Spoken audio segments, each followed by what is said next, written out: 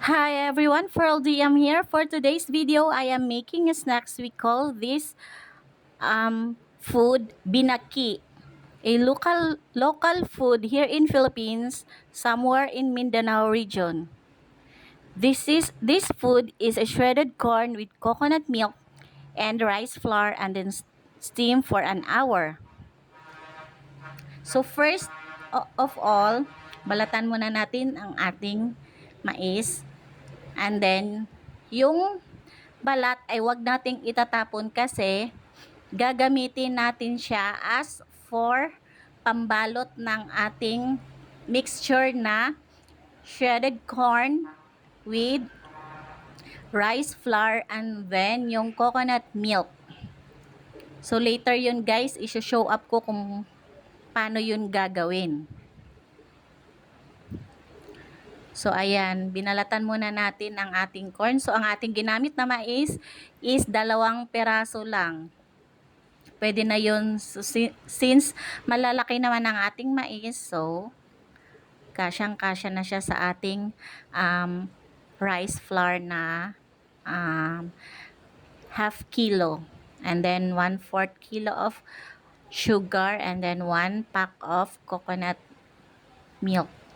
So ayan na, nabalatan na ang ating mais. So the next one, the second one, corn. Binalatan din natin siya as it is. So hindi natin itatapon ulit ang balat nito kasi gagamitin natin siya as pangbalot ng ating mixture later on. So itong food na to is parang ano lang din siya, parang suman style. Pero yung suma naman natin is binabalot ng dahon ng saging. So ito naman is ginagamitan natin siya ng balat ng mais, ang ating pangbalot.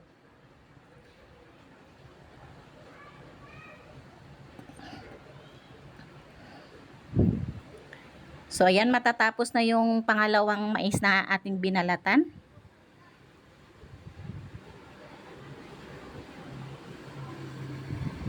So guys, this local food, we found it originally somewhere in Mindanao, in Bukidnon and in Cagayan de Oro.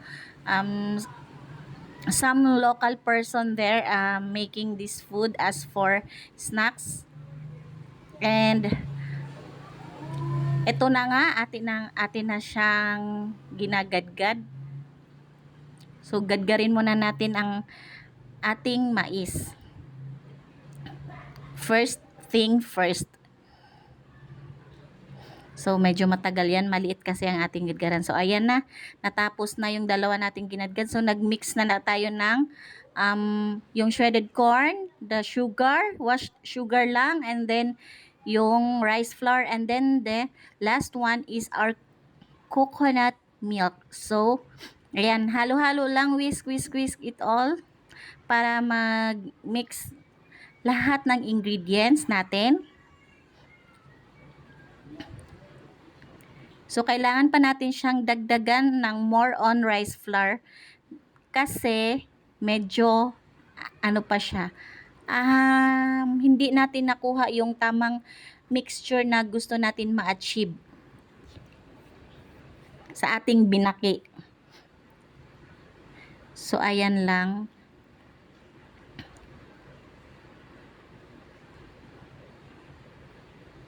So, mix lang siya, guys. Ito, simple lang to siya na ingredients ang ating ginawa.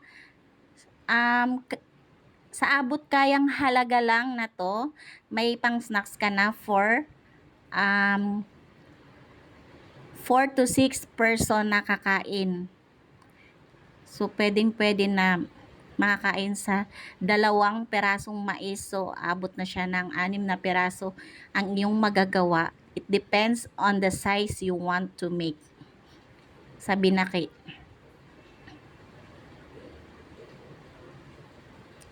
So, ayan na, babalutin na natin siya. We're using, ayan na nga, ginamit natin ang balat ng mais. Kaya, hindi natin siya tinapon. So, gradually pour in the mixture sa balat ng mais na pambalot natin.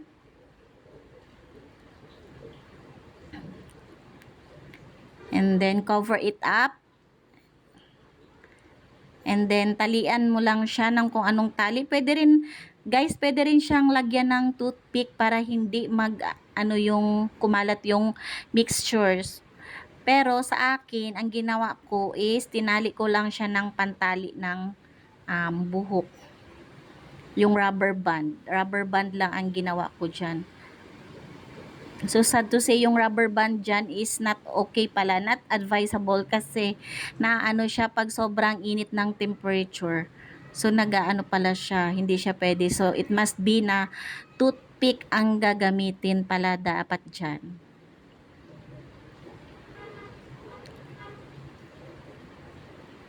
So, there you go. The first one na ating nagawa. So, ganyan lang siya. And then the next one. Same as the procedure we do in the first one, binaki. So, ganun lang siya kasimple talaga. So, walang complications at all na katulad ng isang relationship. So, ganun-ganun lang. Mabilis lang siyang gawin. Matutunan rin natin yan. Kahit mga beginner na mga gusto ring matutong magluto kagaya nito, ay madali lang din talaga siyang gawin. No complications at all. Charot!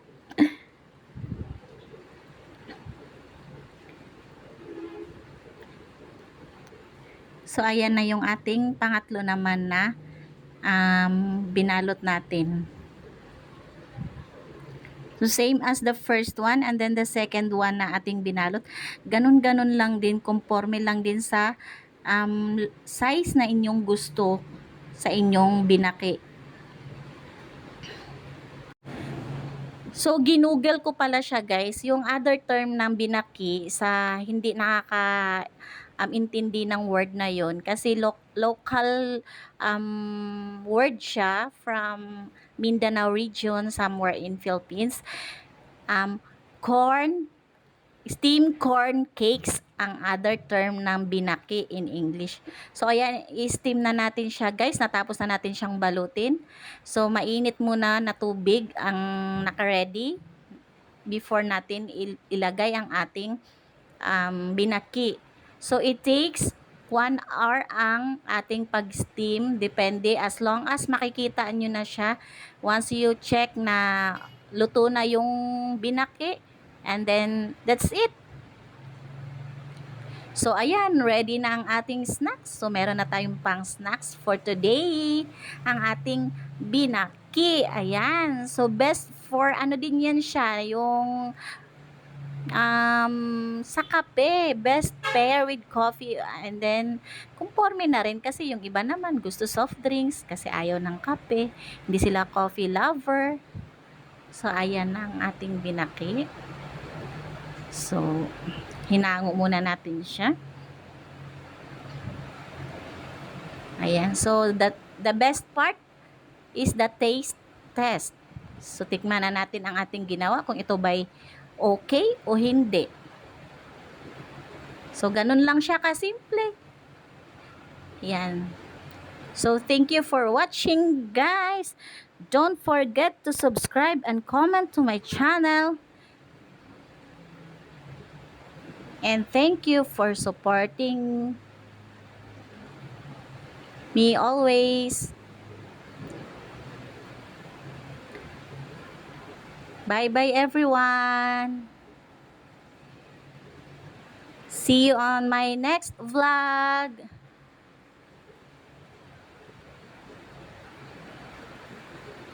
Thank you for watching.